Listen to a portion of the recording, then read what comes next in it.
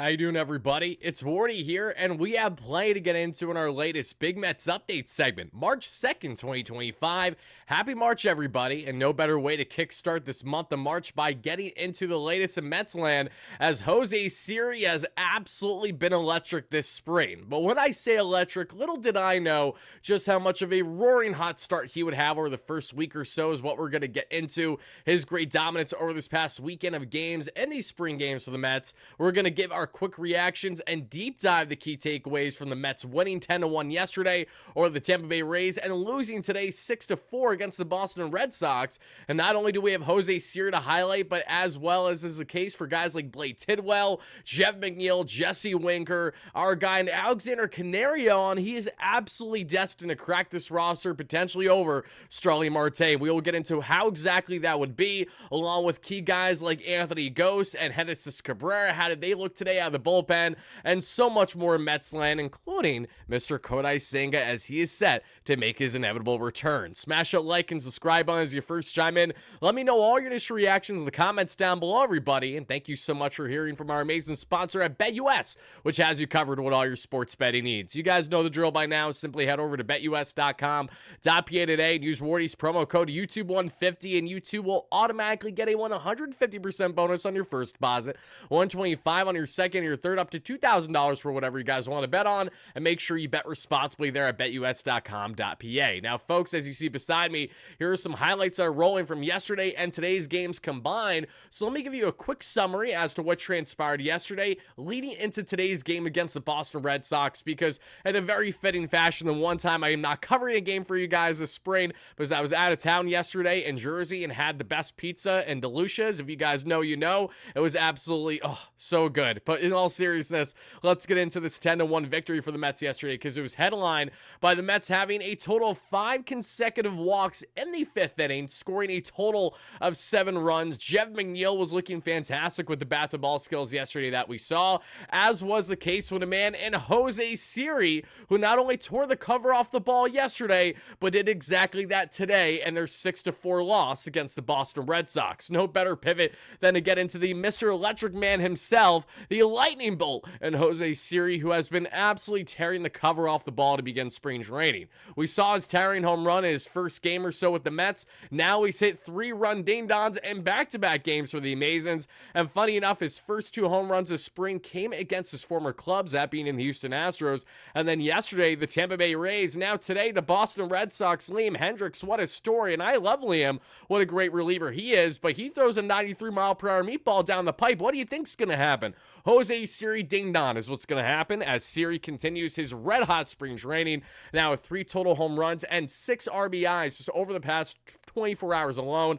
Obviously, the 3 home runs is not over the past 24 hours, but 2 of the 3 certainly are. And Mets fans, I definitely want to know how you're feeling about Jose Siri as we head into the regular season, as he, as well as Alexander Canario, spoke to the media yesterday on how they were both surprised by being traded to the Mets leading into this regular season.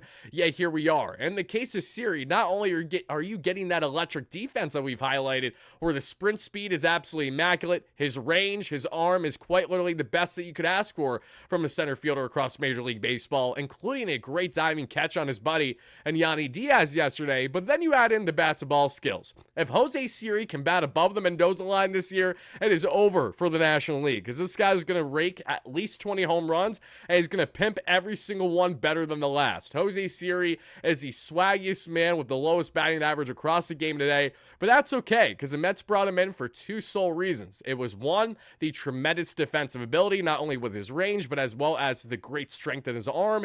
He will throw you out all the way deep in right field there at third base without a problem, just to give you an example, as well as to a degree, not just the athleticism that we see there with the speed on the bags, but I really think the Mets are bullish on the bat-to-ball skills that Siri has to really blossom in a platoon role with a guy like Tyrone Taylor, because they're going to be splitting time with each other to begin the regular season, at least there in center field. And I think that's going to bode well for both of them to get greater offensive output, because they will be in more selective situations and against more favorable pitching for them versus out there every single day. Because let's not forget, Siri played like every single game last year for the Tampa Bay Rays. That will not be the case for the Mets this year, at least in a starting fashion. So to have this platoon role, I think is going to further benefit not only a guy like Tyrone Taylor in his limited sample size, but certainly someone like Jose Siri. So that way the bat-to-ball skills look strong, the contact ability goes slightly up, and hopefully we have a Jose Siri that gives us north of 20 home runs with all the electricity that comes along with them that we've highlighted plenty to this point. But Mets fans, my simple question to each and every one of you is, and let me hear it in the comments down below,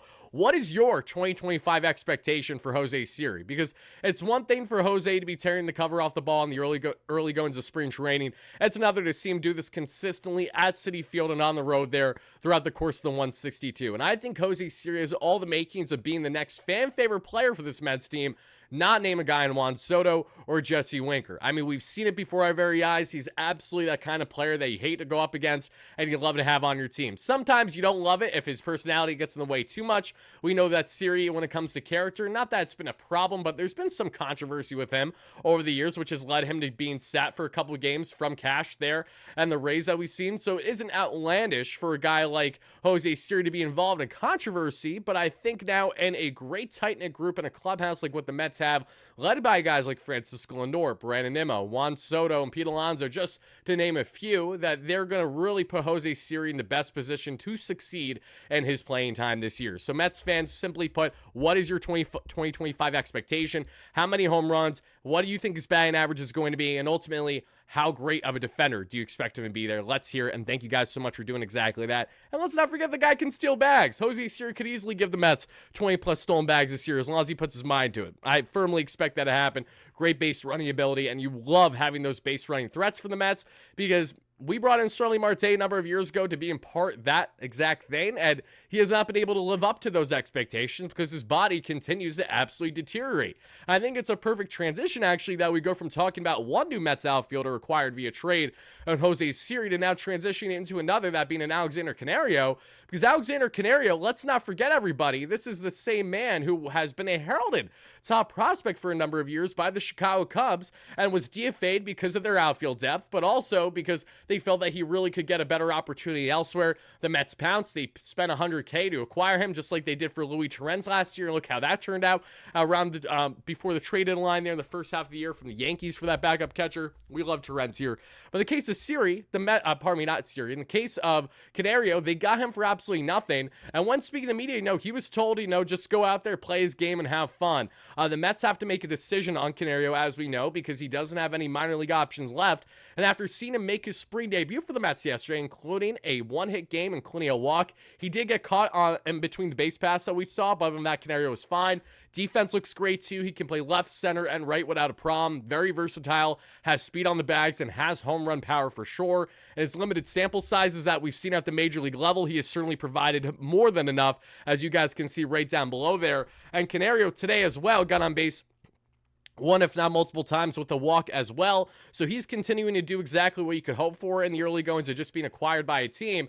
But the reason why there's a lot of optimism with Canario to make this roster is not only because he doesn't have minor league options left, but it's because Starling Marte has a bad knee still. He's had knee soreness for like 8 months. The guy isn't getting any younger. He's already past his mid-30s now. As much as we like Marte, we know that there is a reality where he is not even going to be on the Mets roster to begin the regular season.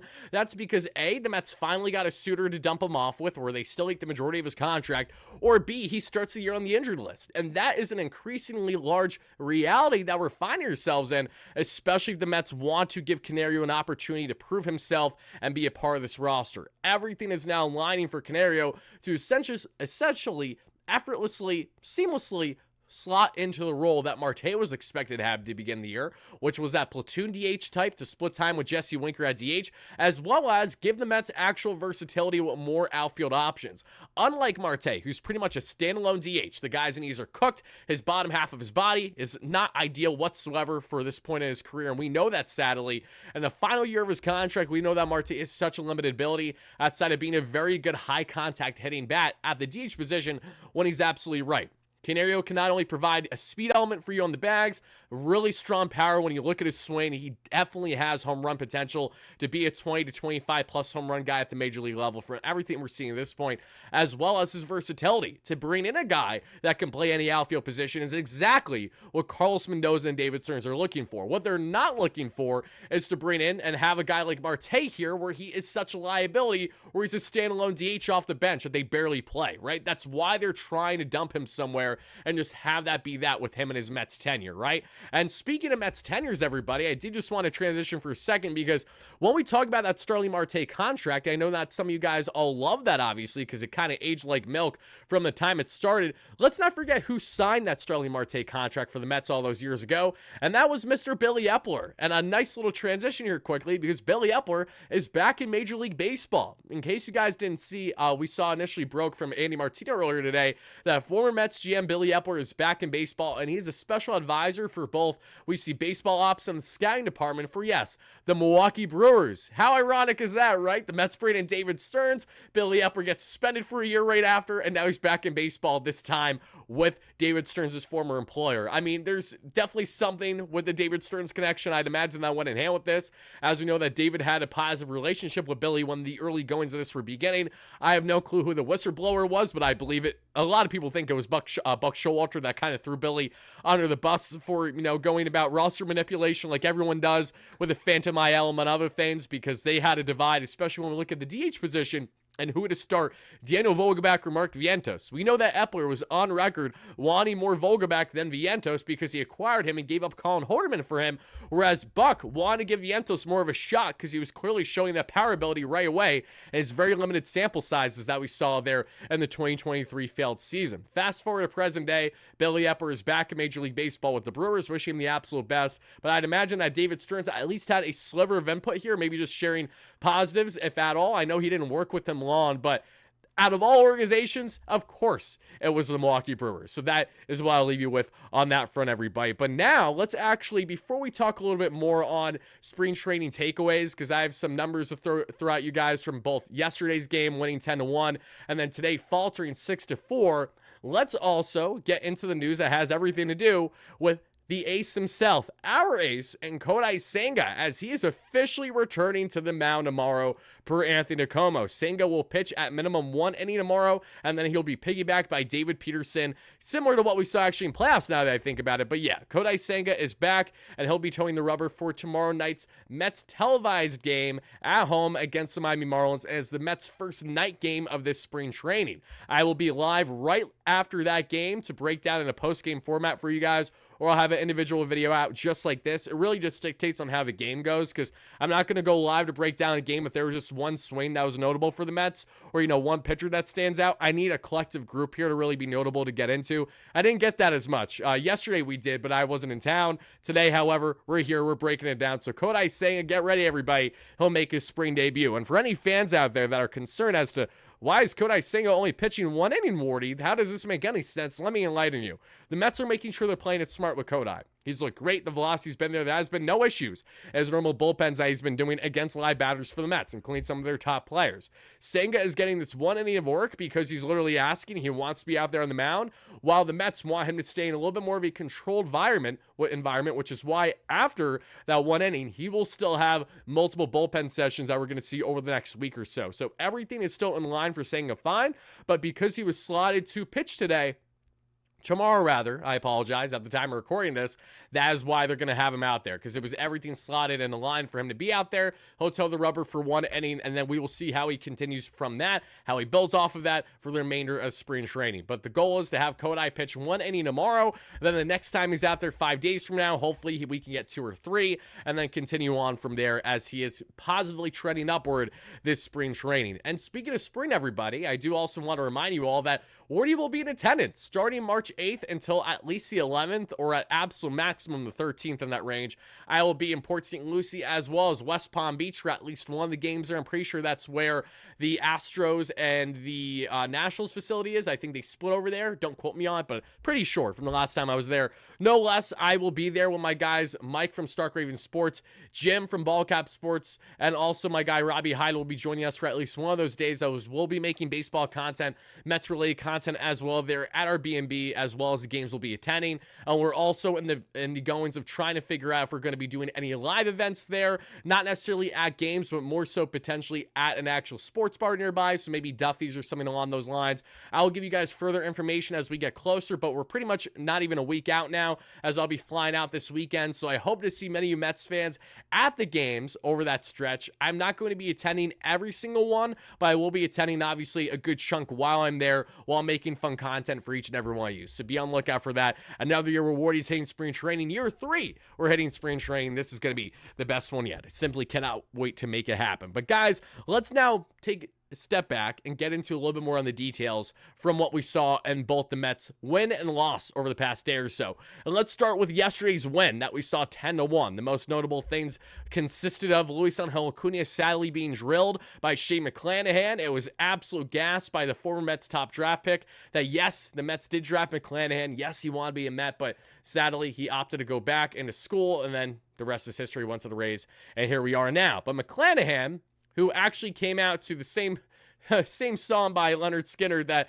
Jacob deGrom usually comes out to toe the rubber. He hits Acuna. Acuna is okay, thankfully, but he got hit pretty hard in the elbow yesterday. He would steal a bag and then ultimately be pulled out of the game to come in defensively was one of the other infield options for the Mets. Jose Siri, though, as we alluded, back-to-back games with a 3-run shot, towering home run for him that we saw in the third yesterday, as well as Francisco Alvarez did a very good job yesterday in the 10-1 victory by getting that key throw out there at first base in the third inning. And then after 2 outs, as we alluded to, after 2 outs, mind you, the Mets scored endless runs in the 5th inning thanks to 5 consecutive walks, and then some key hits we saw in the beginning of that inning from guys like Jeff McNeil, and then towards the end from guys like Jose Azgar, who got in on the action as well with an RBI single. He made it 6-0. Then Donovan Walton, who got the start today against the Red Sox at the shortstop position. Yesterday against the Rays, he ripped a double that gave the Mets an increased 10-0 lead at that point.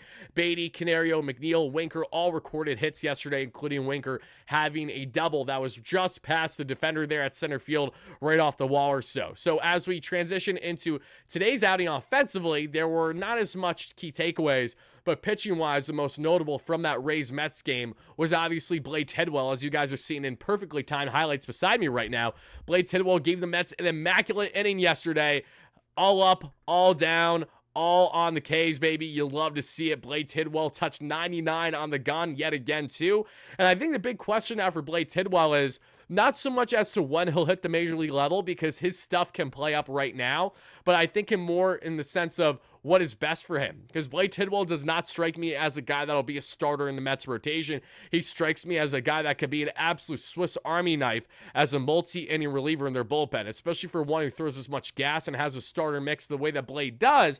The Mets are going to continue to beat the drum that Blade Tidwell is a starter until he isn't, but I do firmly believe that this will be the year that we finally figure out that Blade Tidwell will be best to continue in the Mets organization as a relief option for them, and then to kind of ramp up from there. I don't think Tidwell has nearly the same upside as guys like Brandon Sproat or even guys like Kristen Scott. Even Nolan McLean, I'm kind of a bit more higher up on it between the two. Joe Natans, the same applies. Blade's going to need to prove himself big time in this year's spring training. We're aware of that, as well as to begin the year in AAA in Syracuse, where he labored throughout good stretches last year. But it was great to see Blade get ahead of batters the way that he did. Again, MLB caliber batters against the Rays, too, was really notable. Love to see that from Blade Tidwell, and hopefully we see more of that this spring training. Let's get into now pitching performance. Not yesterday, because we saw guys like not only there in Blade Tidwell give us a couple shutty innings. Dominic Hamill came in and did the exact same thing. Reed Garrett looked really good too. We also saw Warren, among others, give the Mets scoreless outings, which was strong. Today, however, was a bit of a different story in their 6-4 loss to the Boston Red Sox, as Mr. Paul Blackburn was facing the lineup, pretty much a loaded lineup for the Red Sox today, in which they didn't have Rafi Devers in there, but they had pretty much everyone else, including Alex Bregman, a healthy Trevor Story, Tristan Cassis, Jaron Duran, etc. They had a lot of pieces in there, and they beat up Paul Blackburn for breakfast there that we saw in the first inning, leading to an early 4-0 lead or so for the Red Sox. As we got into the second, however, after Blackburn was already pulled, he wasn't even able to get more than 1 out recorded in the first inning before causing a great jam. Then we brought in there, or I'm going to butcher the last name, Orellana? I don't know what I'm saying there. Regardless, he came in for .2 innings, and then Blackburn came back in and thankfully had 3 up, 3 down there in the second inning. So Paul Blackburn, a shaky start to spring for him, but nothing that we should be overly concerned by. It's the beginning of spring training, and this is some of his first game action since coming back from the spinal fluid leak that ended his year prematurely last year. He's going to need to ramp up. We know that. It just bothers fans more because we look at the depth of the rotation. You're like, I don't love that. Even with spring training performances, always need to be taken with a grain of salt. From there, we saw a guy like Waddell give up some hard hits, including to guys like Alex Bregman. But this is where I want to have a heavier emphasis, everybody. It's on my guys, Genesis Cabrera and Anthony Gose. We talked about them a couple days ago on the channel. 2 southpaws competing for a bullpen spot. And yet again today, both looked very sharp. We saw Cabrera unfortunately hit Trevor Story on the foot with a breaking pitch, but outside that, he was fantastic. Cabrera gives you everything that you would want as another lefty option in this pen outside of AJ Minter. And Anthony Gose throws absolute gas. A little bit of a wild thing today, which led to his 2 walks. Did not strike out anybody, but still had himself an inning unscathed, so got out of his own mess. That's the most important thing, especially in spring training. Listen, if you're going to get worked early, if you're going to give up some walks, let's just see how you handle that adversity. And Anthony Gose, the former, let's not forget, the decade-long professional hitter from 2008 to 2018, turned now pitcher over the past number of years, looked very sharp out there with the flamethrowing arm that he has. So keep a continued eye on guys like Genesis Cabrera and Anthony Gose this spring trading. Cabrera, I would say, is the greatest lock to crack this bullpen over a guy like Danny Young and over Anthony Gose. But it's still a big question mark, and there's a lot of weeks left up until the regular season begins at the end of March. So that is what I'll leave you with there. We saw guys like Rico Garcia get another sharp outing with a couple punchies. Keep an eye out for Mr. Garcia as well, as he was very sharp in the minor leagues last year. Posted over a 3 ERA, but not terrible. And the K to walk ratio, I think the Mets like. I really, really like the makings that Rico Garcia has as a reliever option for the Mets to call up after the year begins. I don't see him cracking the bullpen out of camp, but with injuries inevitably happening, guys being sent down because they have minor league options, Garcia will inevitably get his opportunity with the Mets this year. Now, the big question is, how much will he take advantage of said opportunity once it happens? And the same thing applies with Grant Hartwig, who stayed in the organization, had a scoreless outing today as well. But Hartwig, I'm not exactly sure how much the Mets are as high on him as they are with some of the other guys that we've already alluded to this point, everybody. But now, as we get back to the main slide here, let's continue on with our breakdown, and let me make sure that I did not miss anything else I want to share with each and every one of you. We talked about Blade Tidwell, and we talked about especially guys like Jesse Winker and Jeff McNeil, who I have to give a lot of credit to. Jeff has had a very sharp start to spring at this point. He's looked very, very good. And that's what Jeff was hoping for. He was hoping to not only find more of a power stroke in his swing, but it really look effortless out there. And McNeil had himself another sharp day at the plate. Actually, to give you guys the exact specifics right now, when we look at the line, McNeil was 2 for 3 today. That we saw, including a double and a run scored. He's batting .250 with just under a 700 OPS so far this spring training. Alvarez didn't do anything today, unfortunately, but that's okay. I've really been encouraged by the change in the mechanics of his swing that he worked on this past offseason, and the same camp in Atlanta that JD Martinez is notorious for going to. Yesterday, McNeil was 1 for 3 with a run scored as well. Brett Baty is a man that I didn't talk about yet that I will, and I'll wrap up our show here. As Brett the Met continues to impress everybody. We've beat this drum over the past week, plus how Baty is the man to pretty much lose that utility role. It's for his job to lose now at this point. I think that's fair to say in the case of Baty. Even with Donovan Walton looking solid, Baty has everything that I think the Mets want right now. Not only young, upside, really, really hungry, competing very hard, playing second, shortstop, which he looked effortless at, that he's been doing in the backfields, as well as third, where he made a fantastic diving play to get the throw there to first against the Red Sox today. Baty never makes that play 2 years ago, right? So lots changed with him for the right way. And as you guys can see here shortly in the highlights, after that Jose Siri absolute tank to left off of Liam Hendricks. What a beauty that was. Point is, though, that in the case of Brett Baty, he continues to impress this spring. I know a lot of fans don't want to drink the Kool-Aid yet, but if this happens for the majority of spring training, we're going to have to reach a point and say, hey, Brett Baty's absolutely a lock to make it. Look at that throw by Brett. That is a man's throw at third base right there. Baty feels like an absolute lock to crack that roster spot over Luis Angel Acuna and Donovan Walton, unless one of the two, and Luis Angel Acuna and Donovan Walton, perform so exponentially better than Baty this spring training, then that is what really forces the Mets' hands. I know the Mets like veteran leadership, so there's an aspect to Walton that is appealing to them, who's been around the game for a while now, but he's really been a noodle bat at the major league level. And I know that Baty hasn't been this great upside offensively, but Baty's offensive output has been far greater than what Donovan Walton has ever done at the major league level. I think that, along with the fact that they're both lefty bats, but one has minor league options, at least in the case of Baty, that's still controllable. And this is a make or break year for Brett. So I really don't think there's much of a debate as to if you're not going to seek a Jose Iglesias as much as I want Jose to return, and that isn't going to happen, then Brett Baty feels like, without question, he's the best profile for that utility position, barring changes until proven otherwise. So that is what I'll leave you with, everybody. Thank you so much for chiming in for our latest Big Mets update segment. And be on the lookout as we're going to cover everything Mets all spring, regular season, and off-season long. Be on the lookout. We will more than likely have a live show after the conclusion of tomorrow night's game against the Marlins. If we don't, that's because I'm going to come out with a video because maybe the game was a snooze fest, and I'm not going to go live just for, a quarter of my usual viewers to have interest in that, when I know a lot of you guys are going to have a lot more interest when I break things down in a different format here in our Big Mets update segment. Also, please let me know in the comments down below, everybody, if this is something that you're looking forward to seeing more throughout the regular season. This will same apply to an extent with certain Mets games. I'm planning to do post games after every single game. Well, there are some games that just absolutely are not warranted of it, whereas it makes it a lot more sense to do a pre-recorded version at minimum, but maybe have that be a little bit longer than what we typically do of, say, 10 minutes, but maybe north of 25 or a half hour, because we have a lot of different topics to get into that are relevant not only to the Mets' latest game, but as well as headlines across the game today, or just key things that are not as relevant to the game they played, but are relevant to other things in Mets land, is what we're going to combine into one. So let me know your thoughts on all that in the comments down below. Thank you guys again for watching. As always, no matter what, let's go Mets, baby. Peace out.